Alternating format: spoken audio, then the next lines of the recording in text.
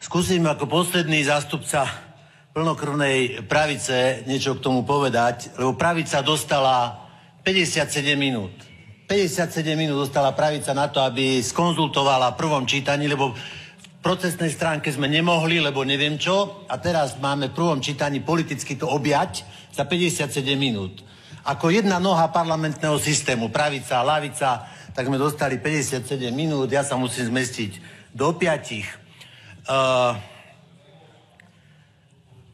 Rozmýšľam, že bolo niečo povedať, niečo sme stihli, niečo sme nestihli, predsa len je to osekané. Z toho, čo bolo povedané, alebo čo ja skúsim povedať, že možno to zafrejmovať, že takú stav aj o krajine, aj o tom, že kto sme. Ja vyberiem si nejaké také, by som povedal, že benchmarky, také najsilnejšie prvky aj z toho, čo som počul.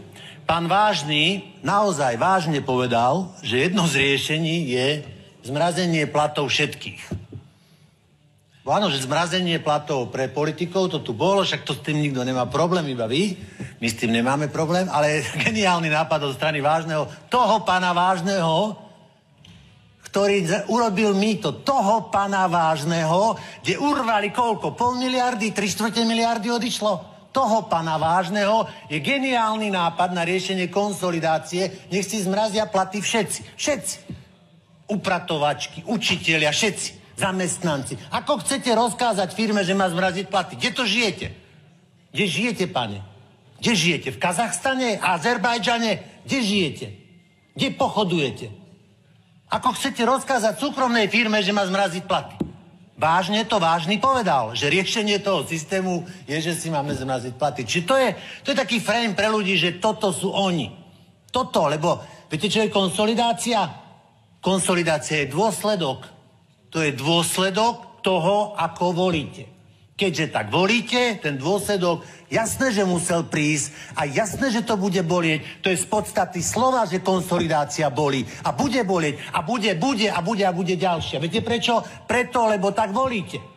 Volíte ľudí, ktorí nič nevytvorili, žiadnu hodnotu nepriniesli. Celá suita, čo za nimi stojí, sú ľudia typu Baštrnák, Kočner a takéto hviezdne elity podnikateľského sveta. Čo priniesli? Čo dali tejto krajine? Čo si môžeme ísť ku nem kúpiť? Čo je ich produkt? Čo je ich služba? Čo je ich hodnota, vážený? Akú hodnotu vytvárate? Druhý, by som povedal, taký big frame na to, že čo som sa tu dozvedel aj v čase tohoto. Čoho ste schopní? Viete, čoho ste schopní? Že teraz tu hovoríte, že ľudia sa majú uskromniť. Že teda konsolidácia, šetriť majú. Tento mesiac, viete, čo urobili Lesy Slovenskej republiky? Viete, čo urobili?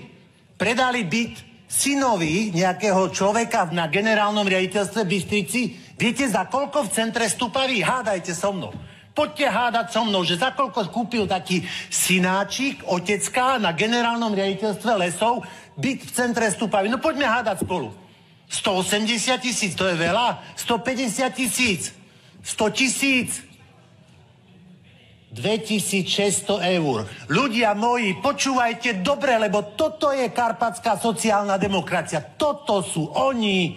Oni dostali lesy ako lup. Rozumiete? A lúpia. Lúpia všade a všetko.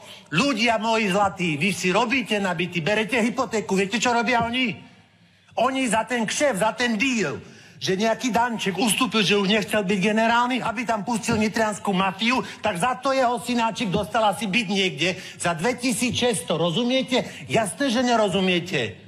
Ľudia, a títo ľudia sú schopní vám hovoriť, že máte šetriť, že sa máte uskromniť, že to máte pochopiť a že to je Matovič a Radičová a Dzurinda a Janotka a Šalgovič a neviem kto ešte, Colotka. Jasné, keď už nebude málo, tak pôjdete úplne dozadu, do stredoveku. Pribína za to môže, že musíme konsolidovať.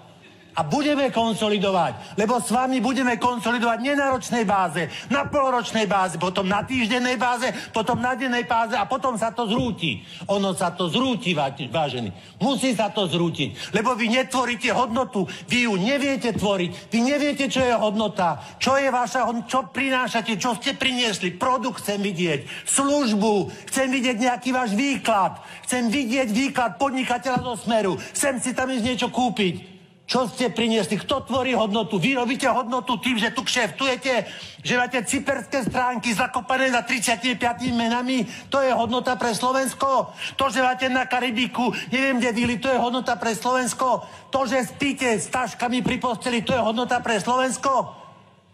Budeme konsolidovať. Ľudia, budeme konsolidovať. Na dennej báze budeme konsolidovať, pokiaľ ich budete voliť. Ďakujem pekne.